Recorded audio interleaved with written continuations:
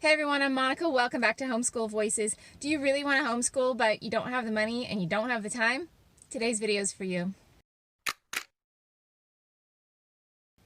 If you have an elementary age kid and you want to homeschool but you don't have the money and you don't have the time, today's video is for you. I have a couple of tips for you and I'm going to make it as easy as possible. I'm going to strip it down to the basic essentials, and if you do these things and you do them well, your kid is going to be better educated than if they were in the local public school system. That's not a diss on the local public school system. They have an impossible job. I know teachers. I have family members who are teachers. It is a hard job. Your job is much easier. That in part is why you are going to be more successful, because it's a lot easier. But no matter if you're in the situation where you don't have time or money, or if you have all the money and time in the world, you still need to do these things that I'm going to mention really, really well, or you're not going to have a great result. A lot of people get really excited and they want to do all the things. They want to do everything when they homeschool. And sometimes these three basic things get left by the wayside and they get forgotten a little bit. So it's really, really important that you give these things your time and your attention. So I'm going to be a little radical and a little old school at the same time. For an elementary age kid, all you need are the 3 R's. Reading, writing, and arithmetic. I don't know why they call that an R. It starts with an A, but anyway, reading, writing, and math. Let's just say that's what you need. But Monica, what about science and social studies? I'm talking about, let's strip it down and just do the basic essentials and do them well, okay? If you've got time, if you've got money, you can go get science experiment kits. You can get monthly kits mailed to your house for a fortune. Have at it. Have fun. I think they're great. I'm talking about the bare bones basics that you need to do a good job. So let's start with reading. If your kid doesn't like to read, that's more reason why your kid should read. If your kid has a hard time reading, that's more reason why you need to work on reading. So if you have a really little kid, that might mean a little bit more of a time investment. If you're working full-time, it's going to mean when you get home from work or before work, depending on your schedule, you're going to have to spend some time every day. If they're really little, it probably means they read aloud to you for as long as they can without getting brain fry, and then you read to them. And then that ratio switches, right? After a while, they read more and more, you read less and less. But you should always have some time, even as your kids get older, where you read aloud to them, and it's just this warm, fuzzy time. Reading should be a thing in your house because reading is important. Reading is active. It is different from watching a video. It's different from sitting passively and absorbing information. It is a very active thing and is a very important part of your child's education. So even if you have video components or whatever, you have to have reading, and you can do that for free. So there's a couple of ways to do that. You could do your local public library. Even during COVID, my library lets me request books online, which I did even before COVID. I don't like to spend forever in the library. When I have some extra time, I go and I request the books. So when I go to the library, they're waiting for me. But even during COVID, they're waiting outside for me now. If you don't have your local public library, there is another really cool option. That option is Libby, Libby.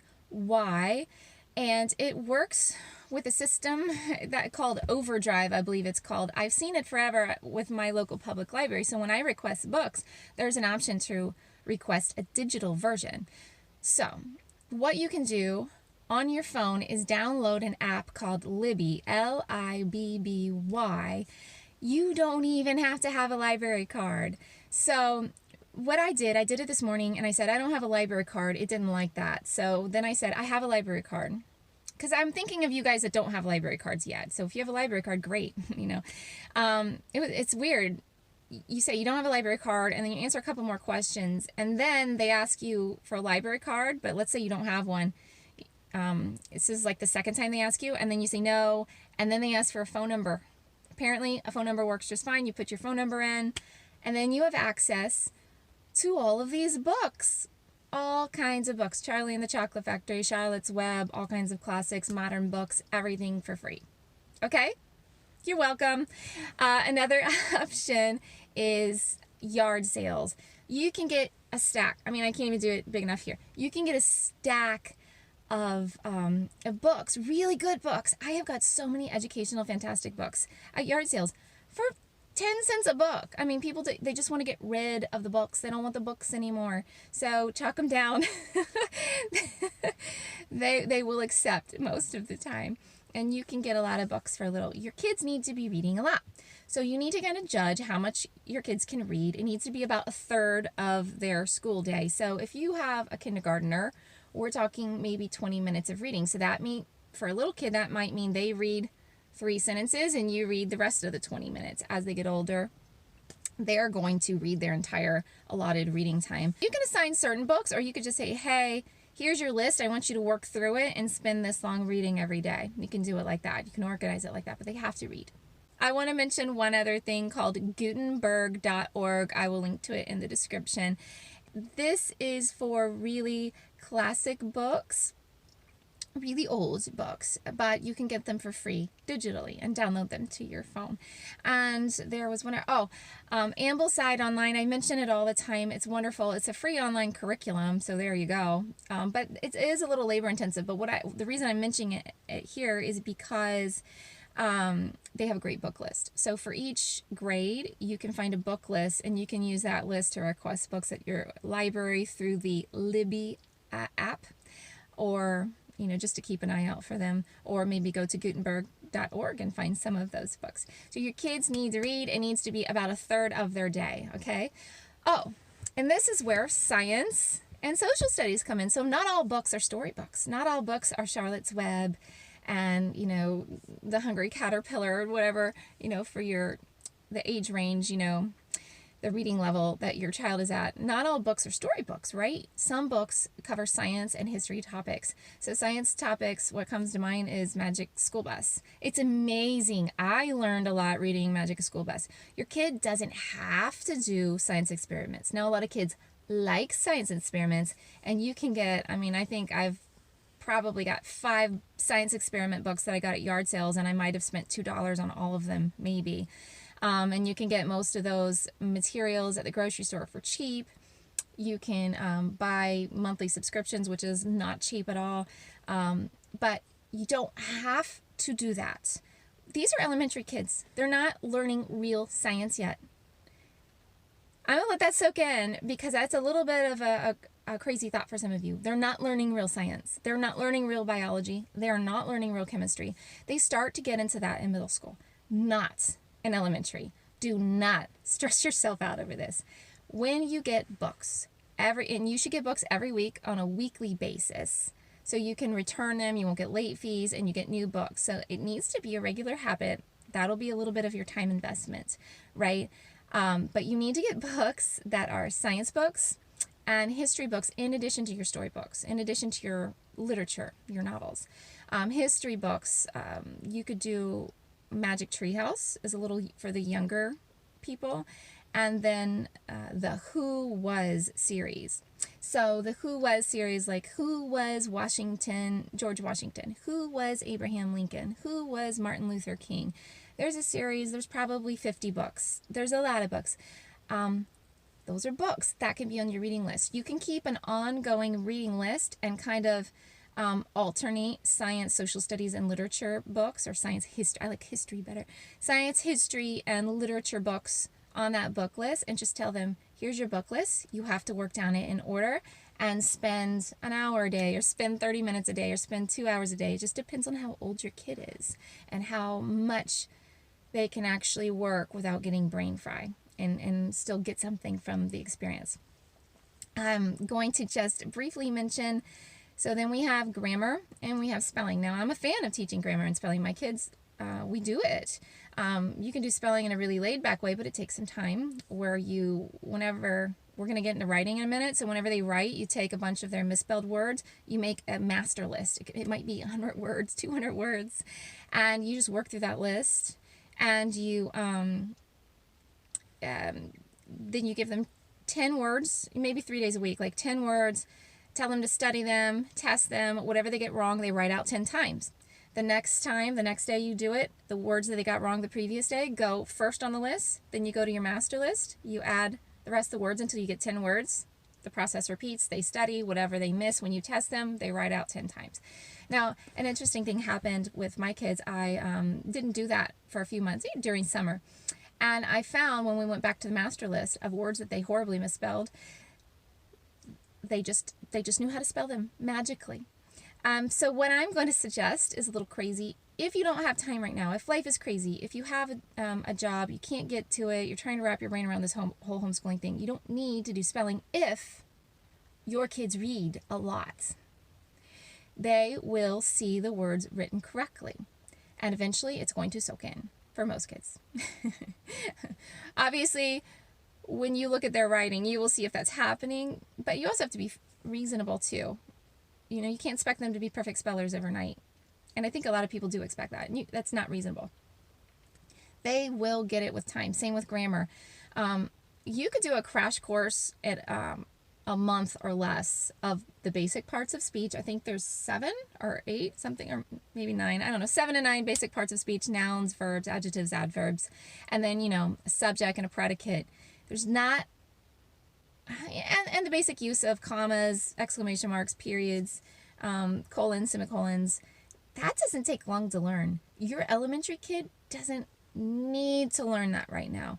And if your kid reads a lot, your kid will have an intuitive understanding of grammar. The really important thing about grammar is so that you raise a person who, when they are an adult, doesn't make atrocious grammar mistakes. But if your kid is reading a lot, they're mostly going to absorb good grammar. And you can certainly teach that later in high school or middle school after you've got your feet wet and maybe life has calmed down a little, and you really could do a crash course in a month of all the basic grammar. So again, reading. If your kid reads a lot and you get social studies, science topics, and literature books, and you make a book list that alternates those ideas, you've covered so much. Now we are to writing. Writing is extremely important to be an educated person. If you can't get your ideas out clearly on paper, your ideas really aren't clear in your head. And in that process of learning how to write clearly to where another person can understand you is a huge part of education. You have to do it. You have to spend time on writing. So the easy peasy way is to keep a journal. Every day they have to write a page in the journal. That's the super easy way. Right there, bam, done. If you want to get a little more structured, you could have them write summaries of what they read. I don't know that I would make them do that on everything they read, because you're going to kill the joy of reading, because it's not super fun to write a summary about everything you read. So maybe have them write journal pages every day, and then have 3 assignments a week where they have to write summaries of something that they read. Maybe they pick, maybe you pick. Okay? Now, that's the basics. You could just stay with the basics, but you can get a little more involved than that. You can start to write responses in the journal. You can ask questions. Oh, I didn't understand this. Or what did you think about this? Or how did you feel about what the character did here? And have them respond to you. You can highlight parts of what they wrote and say, can you just circle all the nouns in here? A noun is a person, place, or thing. Examples of nouns include cats, stores, basketballs, and whatever. Those are some examples. It doesn't take a lot. You can start to interact with them in their journals. That's going a little deeper. You don't really have to. I would occasionally look and at least make sure that they are doing capitals and periods. We've covered reading, we've covered writing, and we really have also covered social studies and science, because that's included in reading and spelling and grammar. Man, we've done a lot. Now you need math. Okay, there's a couple ways to do this on the cheap. Well, one way to do it on the cheap, elementary age we're talking about here, right? Go to Barnes & Noble's, get some workbooks. Find a workbook that's at their level that they can do. It challenges, but it does not overwhelm. That's just your mantra for your whole homeschooling everything. Challenge, but don't overwhelm. Do that. You want to do it for free. A couple ways to do that. Khan Academy. I will link to it in the description. KHAN Academy. Go there. There are so many free classes. I think it tends to be a little more advanced, but I'm going to go look. I think that it may even have simpler math as well. Khan Academy. Another option that you really should consider using is Easy Peasy. At the end of this video, you know, when the little links come up for other videos you can click, I'm going to put a link to a tutorial to show you how to set up for Easy Peasy. Now, Easy Peasy is an online free curriculum. It is Christian. If you're not Christian, some people that turns them off. I really hope you don't let that turn you off, because it is so valuable and so useful. And it's not, you know, hit you over the head with Christianity. It's a couple things here and there. And mostly there's a Bible study course, and you can do one of the courses or all the courses. So you don't have to do any course you don't like. So if you use it just for math, you can get rid of all the other courses and just use it for math. And again, they tend to be a little behind the public school system in math because she focuses on reading first. So then you just bump it up until you get to the level that looks like it will challenge but not overwhelm your students. So there you go. You have Khan Academy. You have Easy Peasy.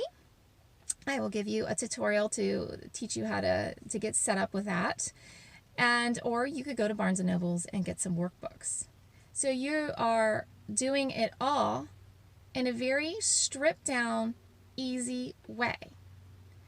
Of course, if your kid adores science, you can get crazy. You got the extra money to buy a bunch of science experiment stuff, do it. You got time to mess with that, do it. If you don't like it, if your kid doesn't like it, you don't need to do it. It's not important. Your kids can learn so much just by reading books. They don't actually learn that much from the science experiments. The benefit from science experiments is it gets them excited. And that's cool. And if your kid likes that and you have time, do it. If not, don't feel guilty about it. You don't need to do it. You don't need to test it to death. I'm gonna leave you with one last thought before we go. There are categories of learning. One category of learning, I'm going to split into two ideas here. One category is things that you are going to use over and over. So if I learn to read, I have to use that skill every day. I'm not going to forget it. Same with math, you know, pretty much I'm not going to forget it as long as I keep up practicing math every day. Now, if I learn about all the parts of a cell, unless I'm really interested in it, I'm not going to remember that. I'm not going to remember it. So what I'm suggesting is with the science and the history, and I'm all about science and all about history. I do all kinds of extra things with history especially. But you shouldn't have this school mentality of force-feeding your kid bits of information disconnected from anything, and then they have to memorize it and be tested on it. It's pointless. It's a waste of your time. They won't remember most of it. Do it in the way where they're reading. When they're reading, make an effort to get books that they like. Give them a little flexibility. You know, if you get 10 science books, but they only really need to read 3 that week, give them a bit of an option about what they read. You know, be flexible with that. And there you have it. I really hope that's helpful. I really hope that encourages a lot of you who are not happy with your public school system, your local public school. You don't like what they've been teaching. You don't like the attitude of the administrators. I hope that helps to encourage you, because you really can do it just like that. Read for a third of the time during the day, write for approximately a third of the time, and do math for approximately a third of the time. And you can play with those numbers, but that's just to give you an idea. And if you do those things well, if your kids get good at math, if they get good at writing, if they get fluent at reading, you're going to be really, really happy with the result. And the result is going to be a lot better than what you would have had in the public schools. Reading is not just the ability to read, it is being well read. It is having read tons of books, lots of books, exposed to lots of ideas, exposed to lots of vocabulary over and over and over and over. And that is what's really, really going to benefit your kids. It's not just, hey, my kid can read 3 grade levels above, you know, their age right now, so they're good. They don't have to read. No, it's not really about that. That is an important component, but it's about that exposure, repeated, constant exposure to ideas and vocabulary and grammar and spelling. So I hope that helps you guys. If you have any ideas or thoughts, please tell me in the comments below. I love to hear what you have to say. If you like this video, please click thumbs up.